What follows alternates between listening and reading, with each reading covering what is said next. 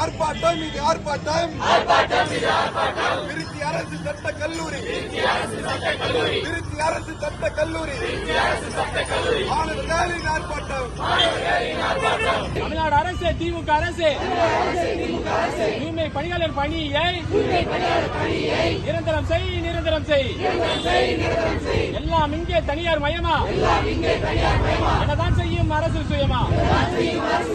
எல்லாம் இங்கே போராட்டம் அரசு சட்டக்கல்லூரி திருச்சி சார்பா ஏன் நடைபெற்றிருக்கு அப்படின்னா, இந்த துப்புரவு பணியாளர்களோட உரிமை பாதிக்கப்படும்.